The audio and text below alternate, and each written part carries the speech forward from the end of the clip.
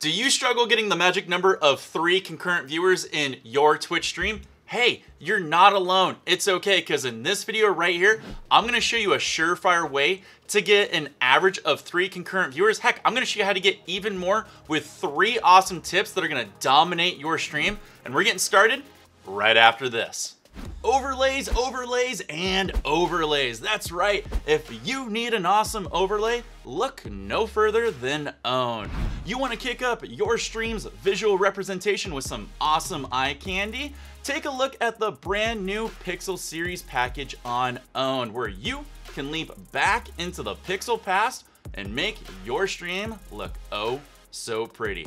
Take a look at owned.tv and always go down to the bottom of their website for awesome coupon codes so you can save money. Hey, want to save even more? Make sure you click through the links down in my video description to do just that. Now, back to the video. What's up, all you awesome streamers? Wild4Games here to help you make your content and live streaming bigger and better.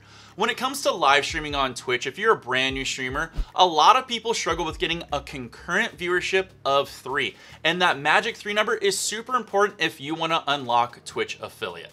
There's something that all new streamers need to know. Nobody knows who you are and nobody cares because you haven't provided them of value yet. So how do we get around that? Well, tip number 1 is all about what you do before you stream and after you stream. Before you stream, I want you to find a streamer and community that resonates with you, that's around the same concurrent growth path as you. And I want you to find them within the games that you're currently playing or directories that you're currently playing. And when you do this, I want you to come out of your shell and start making friends with the streamer and the community. And I want you to be a shining superstar within their stream. Say hello, welcome new people into the chat, help out with questions, keep the chat flowing. And what this is gonna do is it's gonna provide a value to that streamer and community, and people are generally gonna get to know you, hence they're gonna start becoming friends with you, and it's gonna build your brand awareness and also start delivering a value that you wanna be associated around. And this will be a super powerful tool because the community is gonna like you and wanna start going to your stream, as well as the streamer is gonna like you and wanna start going to your stream and help support you because you're supporting them. Now you're probably thinking, well, this sounds like a lot like self-promotion. There's a difference between self-promotion and how you market yourself on this platform known as Twitch. You have to think of good deliveries and you have to think of a good way of presenting your brand and how you market yourself. So that way you're not really pulling away from the other streamer community. You're more building on top of it and you're help supporting them while they help support you. I like to call it somewhat a snowball effect. Now on the flip side, when you're done streaming, you need to find a streamer that you can toss the love to with a host or a raid. And it doesn't matter if it's just one person, any number will help. Again, you want to find the same games or directories that you're currently playing and around the same growth pattern. Again, find a streamer and a community that you resonate with because you can help support them, also adding to that snowball effect. Tip number 2 is all about being more strategic with the games that you select to broadcast to Twitch's platform. Way too many times do I see a lot of brand new streamers streaming oversaturated games. You can't compete when you first start. And I know that's not a new tip for you, but on the flip side of that, I have also started to see when I do channel reviews and breakdowns, by the way, shameless promotion here, I do those on Tuesdays and Thursdays at 8 p.m. on my channel Wild4Games, Pacific Standard Time, so make sure you show up because I'll be happy to help you grow. I see way too many streamers broadcasting games that are so low on the directory, there's no chance anyone's gonna scroll that far down to find you in that game.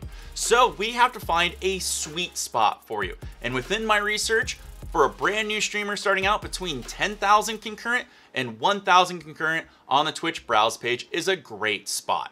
So what makes the 10,000 to 1,000 such a sweet spot for someone like you out there? Well, I'm glad you asked. You see, we're already going to get rid of all the oversaturated games, and if we keep the minimum at 1,000, we don't have to worry about getting lost in the treasure trove of non-stop games that people are just randomly broadcast.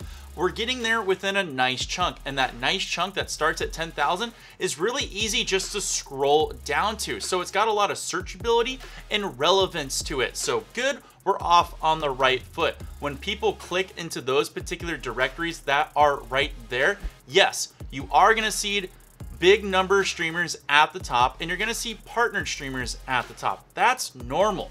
But within those type of directories, it's only literally 2 or 3 scrolls down to where you'll start seeing numbers in the teens or even single digits, hence adding to the awesome discoverability factor of you.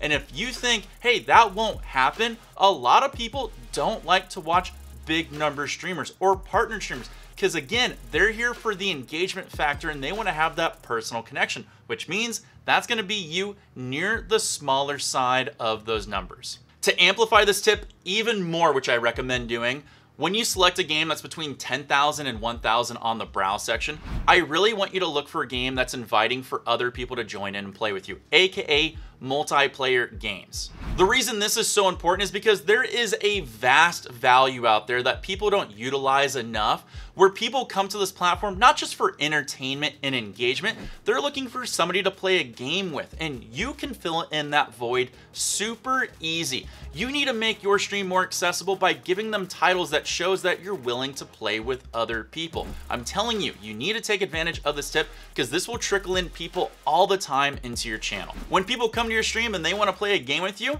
don't make the stream about you. Make the stream about them when you invite them in. Let them know how awesome they're doing within the game. Let them know how clutch they were. Laugh with them. Make them the shining star, because you know what that's going to do? It's going to provide an awesome value to them, to where they're going to be not just a one-off viewer, they're going to come back to where they're going to become a regular and help support your channel for the long haul.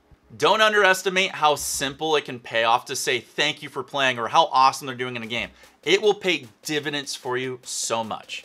Tip number 3 goes in tandem with tip number 1 and 2 to make everything more effective. And tip number 3 is all about finding the sweet spot for stream length.